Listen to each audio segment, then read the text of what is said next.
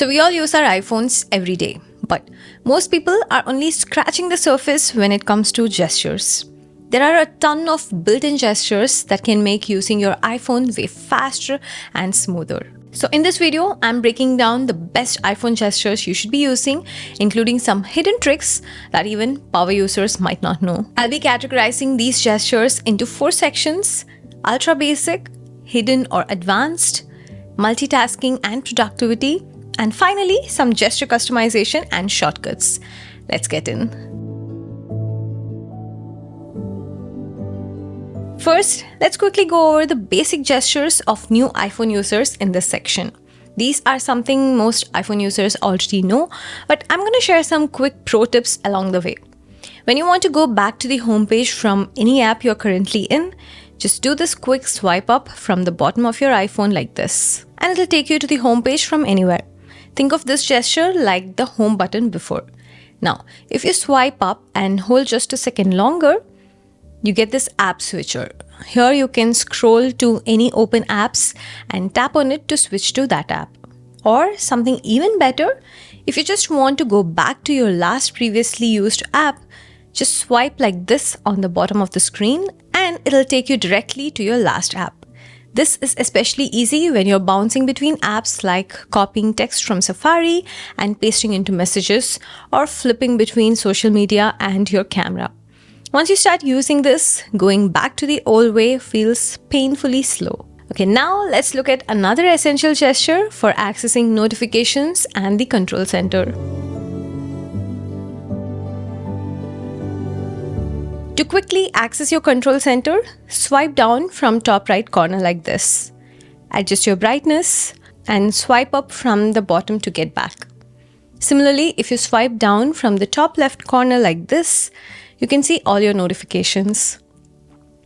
Swipe to clear them one by one, or select this cross and then clear all to clear them all together. Now, I'm using a Max phone which is too big for my hand. Reaching to the top for swiping it is not as easy.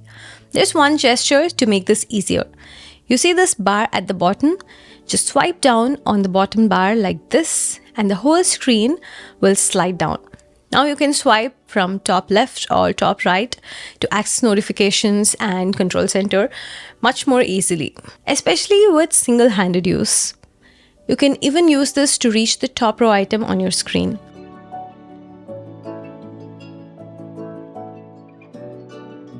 Okay, this one is a total game changer. Instead of shaking your phone to undo something, just swipe left with 3 fingers to undo. And if you want to redo, swipe right. It's seriously that simple. A lot of times I type in a big message to send it to my friends and then I realize I don't have to anymore. I can so easily undo it. It works in apps like Notes, Messages, and a ton of other ones. So if you accidentally delete something or mess up a text, you can fix it super quickly. No more going into the menus to find undo. Just a quick swipe.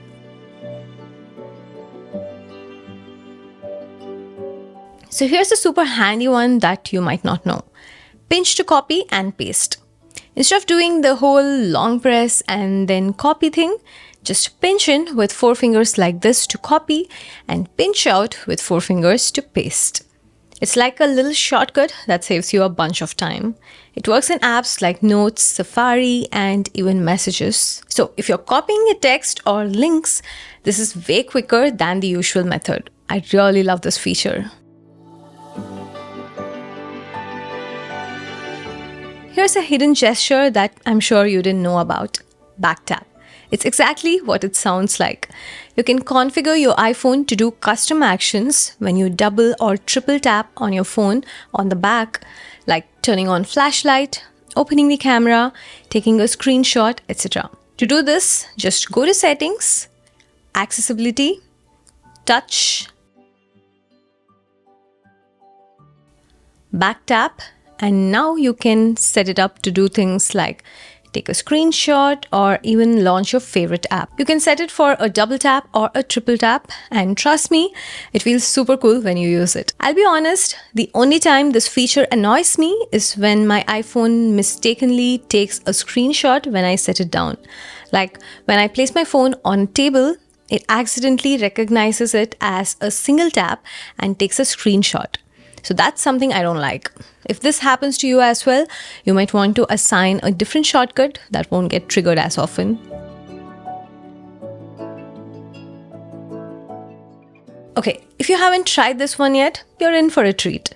The iPhone's drag and drop feature is seriously a game changer for multitasking. Here's how it works. You can literally drag images, text, or files from one app and drop them into another. Let's say you're browsing on Safari and you want to share the link to someone on iMessage. Just press and hold the link, drag it over, and with your other hand, navigate to iMessage or Notes, wherever you want to paste it, and boom. It's crazy how much smoother this makes things when you're juggling multiple apps. You can also drag and drop any picture from the gallery onto a message or any other app. I use this feature so many times while I send our pictures to our parents. I can quickly select all. I can drag and drop multiple pictures from the Photos app directly onto WhatsApp or iMessage like this. Trust me, once you start using this, you'll never want to go back. Now, before we jump into the productivity gestures and gesture customization, I want to take a moment to thank MagBak for sponsoring this part of the video. I really love their products, especially iPhone cases. I've used their classic case and the Elite case. The Elite case for my iPhone 16 Pro Max has been on my phone since day one. It's slim, protective, and I really like how strong their magnets are. I can so easily stick it on the MagBak MagSafe charger or any charger, and on the car mount or on the fridge. One thing which I have had issues with other cases are the buttons are too tight or hard to press. But I haven't felt the same with MagBak cases, so I keep coming back to it. I also love how it feels in my hand. The MagBak case is part of an ecosystem by itself that works well with each other. The Multi Charger is one which can charge my phone, AirPods, and Apple Watch in this super slim profile. But they also have this MagSafe Wallet which goes really well with the case. And since they also have super strong magnets, there's no worry of the wallet falling off. And it holds my cards securely and also has a hidden stand feature, perfect for hands-free use. If you want to check them out, I will leave a link in the description below. Now, back to iPhone gestures.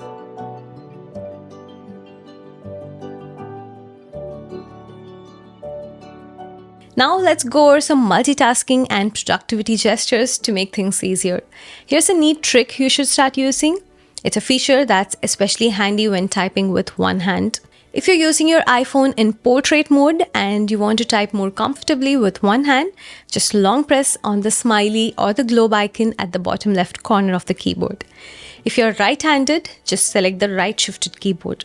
If you're left-handed, pick the left-shifted one. The keyboard will compress to one side, making it easier to type without stretching your fingers all the way across the screen, especially on a larger phone. I personally find typing on Pro Max or Plus models tricky with small hands, so this feature is a lifesaver. Try it out next time if you haven't.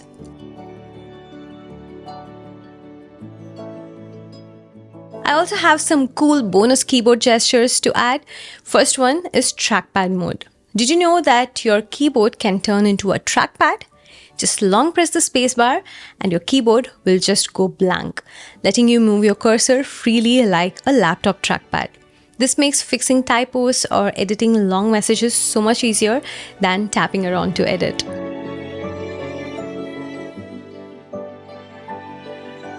The second feature is the quick select. Once you're in the trackpad mode, tap again with another finger as you hold the trackpad. Now you can select the words or entire sentences effortlessly like this. If you prefer one-handed typing, don't forget that you can swipe instead of tapping each key. Just glide your fingers over the letters and iOS will predict your words instantly. I always type like this and it's super easy.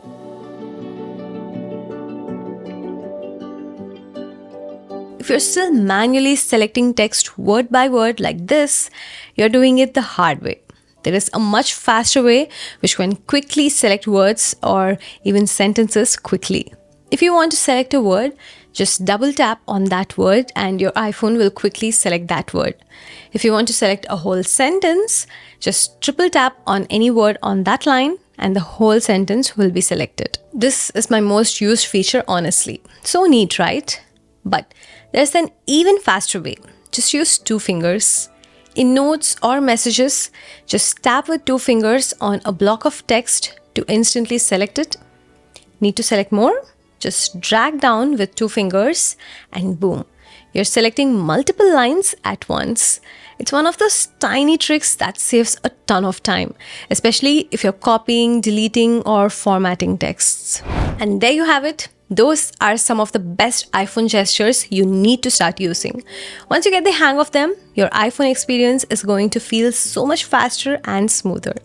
Let me know in the comments if you learned something new today or if you have a favorite gesture that I didn't mention. And hey, if this video was helpful, give it a like and subscribe to the channel for more such content. Thanks for watching. I'll see you in the next one. This is Sanjana. Bye-bye.